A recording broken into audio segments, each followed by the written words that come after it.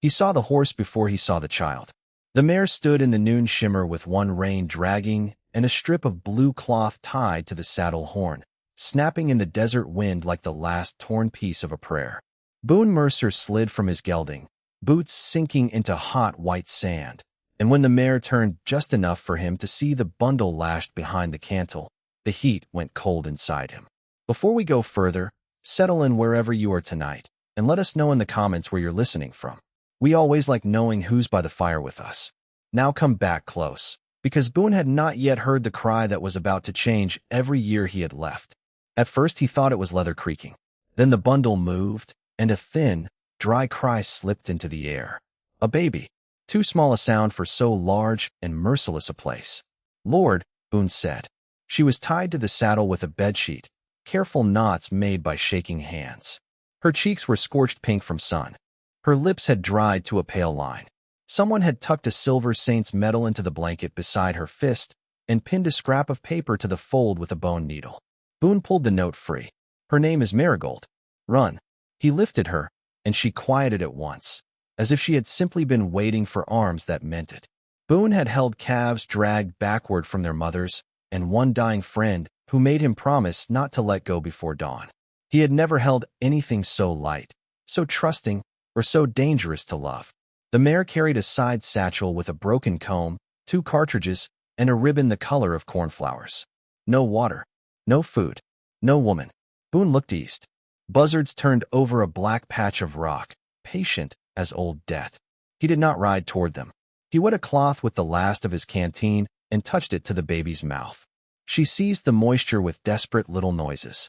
The smart choice would have been Dry Creek, the sheriff, and a clean pair of hands to leave this trouble in. Boone had learned long ago that smart and right were often enemies.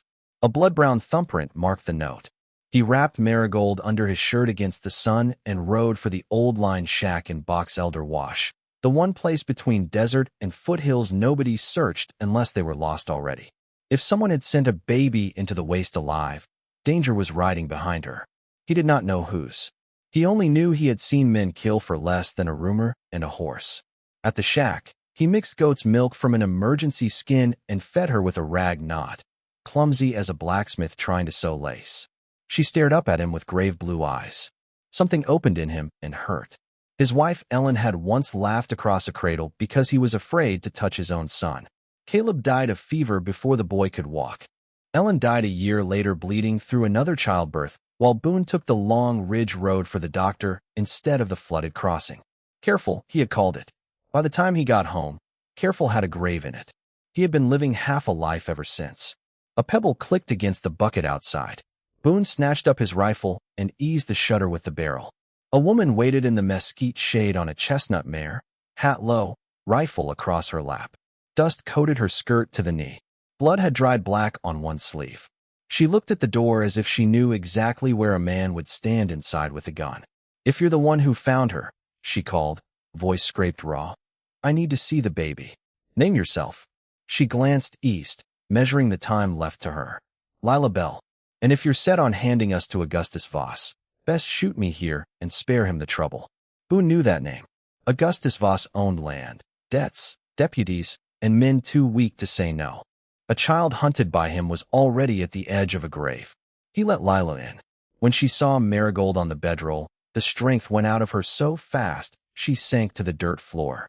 She touched the baby's face, then pressed those fingers to her own mouth as if that was the only way to keep from breaking open. "She's alive," she whispered. "For now," Boone said. "Tell me why that may change." Lila spoke plainly, maybe because plain was all she had left. Her sister Mercy had married Daniel Ashcroft, who owned Coyote Wells, a hard little spread east of Dry Creek with the only sweet spring for miles. Daniel died under an overturned freight wagon in the pass. Mercy stayed, stubborn and pregnant, and Voss came 3 times offering to buy the spring because railroad agents wanted a water stop. Mercy refused him 3 times. The night Marigold was born, Voss came with Sheriff Holt and a paper claiming Mercy had agreed to sell. Mercy called it a lie. Holt told her to sign anyway. When she would not, Voss burned the paper at the lamp and said he was done asking polite. Pike Danner, his foreman, set the back curtain on fire. Holt struck Lila to the floor when she reached for the rifle. Mercy came out into the yard with the baby in one arm and her deed box in the other. Voss grabbed for the box. Mercy bit him. He hit her with the butt of his revolver. She still had time to thrust Marigold at Lila and say one thing. Don't let that man name her life. Lila's voice flattened to almost nothing. When I reached the horse pen, she was still trying to rise. By the time I got through the wash, I heard the shot. Silence filled the shack. Boone could hear a fly striking the glass. Lila wiped her face once and went on. The original deed was not in the box Voss took. Mercy had sewn it into Marigold's blanket 2 days before. If Marigold lived long enough for Judge Cullen to see that deed at the Dry Creek courthouse the next morning, Coyote Wells would pass to her as Daniel's lawful heir. If the child died first, Holt would record the forged sale by noon, and Voss would own the spring before Mercy's grave had settled. The easy road stood clear in Boone's mind. Ride west. Say nothing. Let lawmen and rich men sort out the ruin they made. Go back to being a man no one asked much of, and who expected no better from himself. Then Marigold caught a fistful of his shirt and held on. Holt is bought. Boone asked. Since winter. Anyone in town still stand straight when Voss walks by? Cora Wren. Tomas Rivas. Maybe Preacher Gaines, if debt hasn't bent him too far. Boone nodded. The choice was already made. Then we don't go to the sheriff, he said. We go to the people Voss forgot how to count. You don't know me, Lila said. Boone checked his rifle. I know a dead woman trusted you with her child. That's enough for today. They rode at dusk. Boone kept Marigold wrapped against his chest while Lila took the rougher ground ahead. Boone could read land the way other men read ledgers. He saw where hooves had slipped, where a rider had looked back, where weight on a trail meant fear. Twice he cut across stone and creek to hide them. Once he brushed out tracks with a greasewood branch until even he had to kneel to find them again. The night cooled hard. Sand fleas sang in the brush. Marigold slept at last, warm against Boone's ribs, and the smell of milk and clean skin rose from her blanket like a memory he had not allowed himself in years. Why are you alone? Lila asked. Because I got used to it. That's not the same as wanting it. He almost answered sharp, but the truth had already landed. No, he said. It ain't. Cora Wren lived at the far end of Dry Creek behind a kitchen garden and a chicken yard. She opened the door with a shotgun in one hand and spectacles low on her nose. When she saw the baby, the gun vanished behind the jam. Well, she said, you certainly did not bring me jam. Come in. Under lamplight, Cora fed Marigold properly, checked her breathing, and listened to Lila's story without once interrupting. Her mouth hardened with every sentence. When it was done, she looked at Boone. If you walk out now, son, don't come back to my porch so much as bleeding. Wasn't planning to. Good. Folks who call you trouble usually mean you refuse to lie down where they left you. That line stayed with him. Boone went for cartridges, oil, and bandages from the livery shed. Dry Creek looked asleep, but sleep is often just fear with the lamp turned low. 2 men stepped from the alley by the telegraph office, and the sheriff's badge caught moonlight. Evening, Mercer, Holt said. Hear you took an astray. Hear lots of things, Sheriff. Most of them rot by sunrise. Holt smiled without warmth. Mr. Voss misplaced some property. Horse, woman, infant. Be neighborly if you know where any of it wandered. A baby ain't property. Depends which paper you're reading. Boone threw the lamp into the street between them. Glass burst. Flame leaped up. Horses screamed in the livery. Boone drove his shoulder into Holt's chest and tore through the smoke, while a shot splintered the hitch rail above his head. He ran bent low through the cooper's yard and over a broken wagon tongue, reaching Cora's back gate with blood pounding in his ears. They're here, he told Lila. Then he saw Marigold in her arms and made the hard choice cleanly. We don't wait for morning. If you had been standing there, with the richest man in the county hunting a child and every honest road half closed, what would you have done? Would you have ridden for your own skin, or tied yourself to strangers and let the cost fall where it must? Boone answered with his saddle. Cora stayed behind with both lamps burning to make the house look calm and occupied. Tomas Rivas met them by the creek, driving a mule cart loaded with scrap iron to mask the sound of hooves. He was a broad blacksmith with a burn scar up one forearm and the steady look of a man who knew exactly what fear cost if you kept feeding it. Mission bell rang twice, he said. Strangers in town. Trouble behind them. I can buy you 20 minutes. After that, I got children of my own. That's enough, Boone said. Tomas touched the edge of Marigold's blanket. Make it enough. Boone led them east, not west, out into the pale badlands where moonlight glazed the gypsum like bone. Lila frowned. Courthouse is the other way. Road will be watched, Boone said. And men like Voss don't keep chasing one paper unless there's a second paper worse than the first. Daniel Ashcroft strike you as a man who slept easy on one deed alone. Lila thought on that, then drew a quick breath. Mercy said Daniel hid important things where water could hear them. I thought grief made her strange. Men in dry country say stranger things about water than they do about God. Rifle flashes blinked far behind them. They rode harder. Near dawn they reached Coyote Wells. The fence sagged. The house stood blackened and hollow. Smoke still clung to the adobe. Lila dismounted and walked toward the ruin like every step hurt twice. Boone searched the spring house, the trough, the cracked crocks, the beam joints. Nothing. Then he saw fresh scratches on the bolts of the hand pump. He worked one loose with his knife and reached into the hollow post. Oilskin. Inside lay Daniel's duplicate deed, his marriage certificate, a copied ledger page showing the spring rights, and a sworn note naming any child born to Mercy his lawful heir and denying Augustus Voss any authority over Coyote Wells. The county seal sat hard and clear at the bottom. Mercy knew he'd come again, Lila whispered. Hoofbeats crossed the yard. Boone did not have to count them. Enough was enough. They ran for the back as bullets punched mud from the springhouse wall. Lila clutched Marigold and the packet.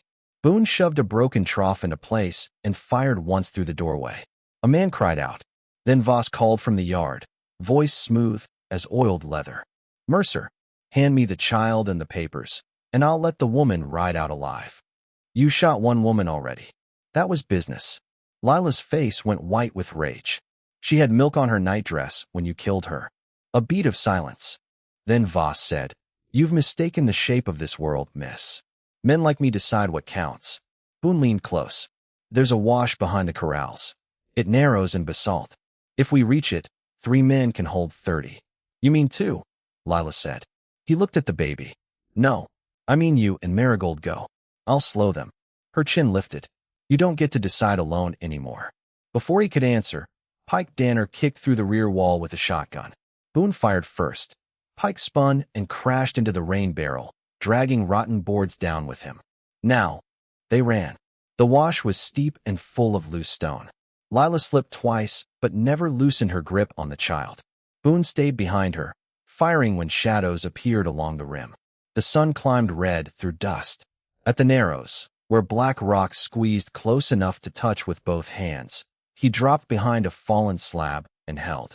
This was his old cliff edge, the place where fear had once chosen for him. He heard Voss coming on foot, patient and certain. Men like that mistook patience for destiny. Boone shot the first horse that tried the gap, and the animal wedged the passage with thrashing weight. Gunfire cracked. Stone chips stung his face. One round burned across his upper arm and soaked his sleeve. Behind the pain came the old memory of Ellen bleeding while he took the safer road and called it sense. Not this time. Voss stopped beyond the dead horse and raised his revolver. You'll die for people who aren't yours. Boone's answer came colder than the stone around him. Maybe that's what makes them mine. A bullet hit the slab by his head. He grabbed Lila's wrist and drove them deeper through the cut to a hidden pocket of cottonwoods fed by seep water. They tumbled down a bank of fern and mud under a storm of ricochets.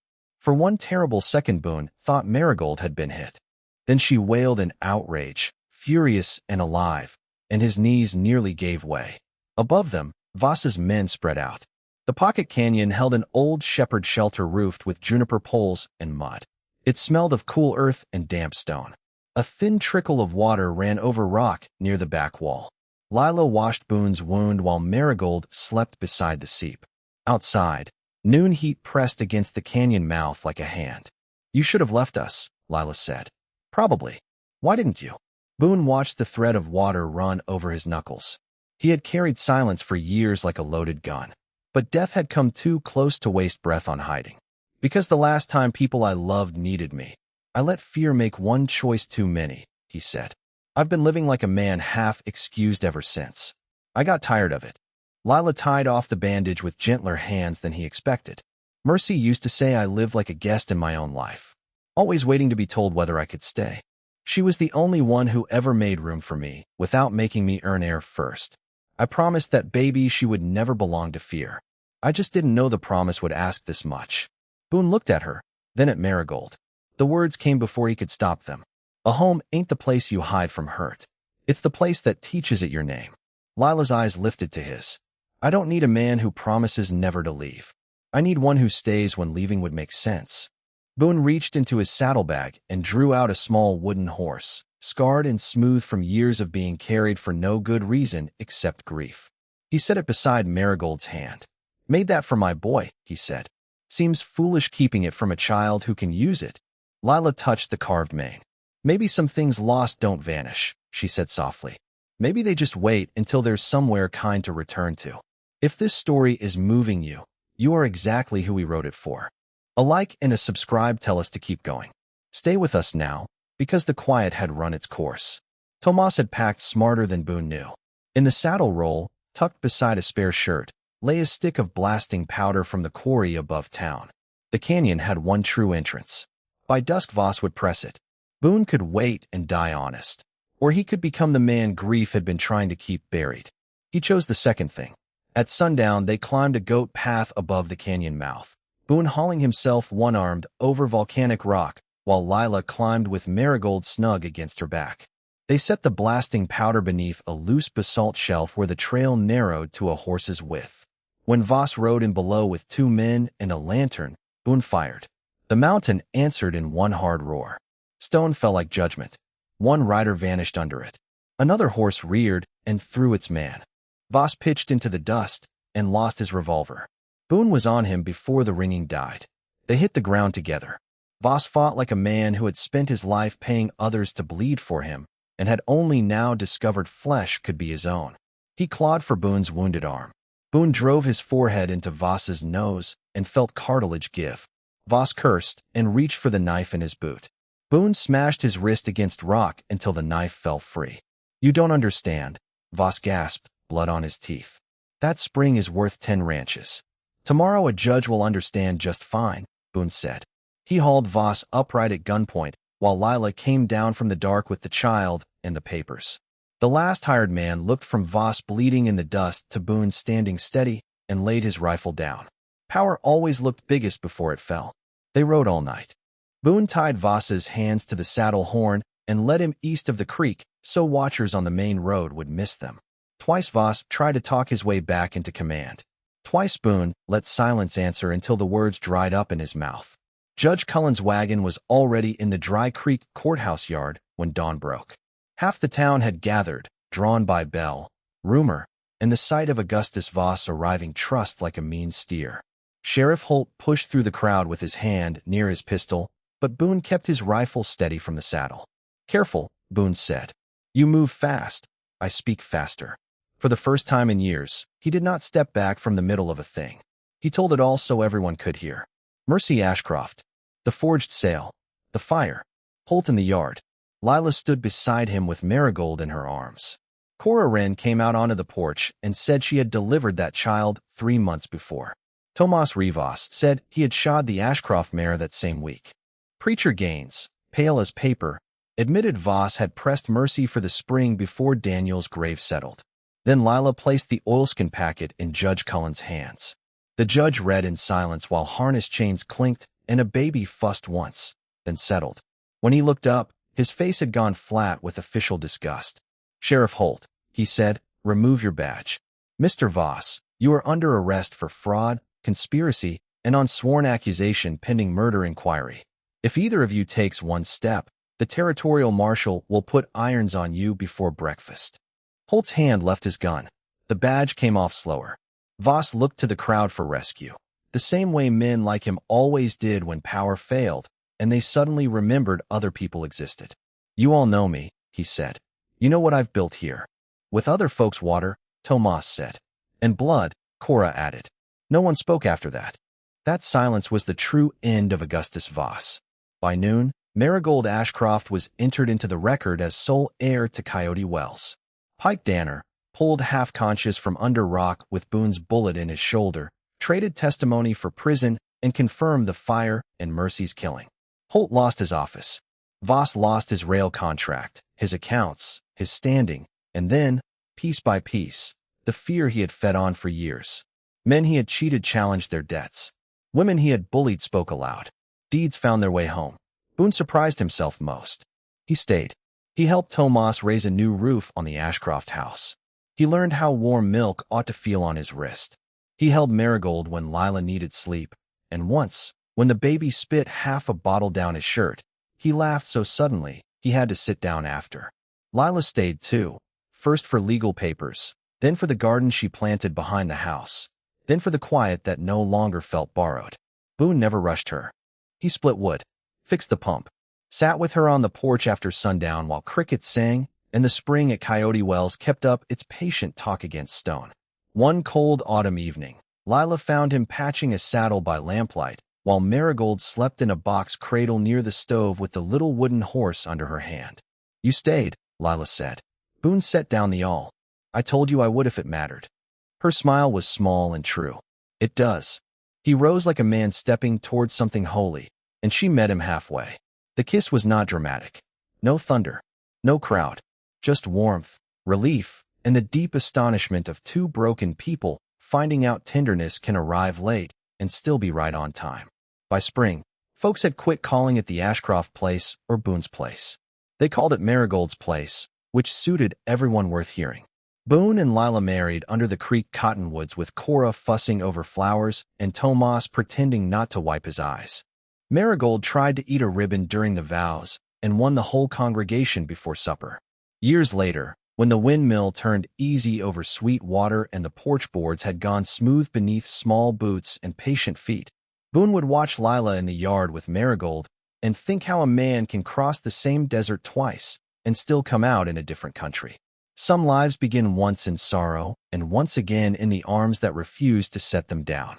On summer evenings, when the light turned soft and gold across Coyote Wells, Boone would sit on the porch with Marigold in his lap and Lila's shoulder against his while the child guided that scarred little wooden horse along the rail, and the last of the sun rested over their home like a blessing that had finally learned their names. Next time, we'll tell the story of a deaf seamstress sent west in disgrace to marry a widowed ranch cook she had never met. And the night the whole town learned she had heard the truth about them long before any of them learned how to see her.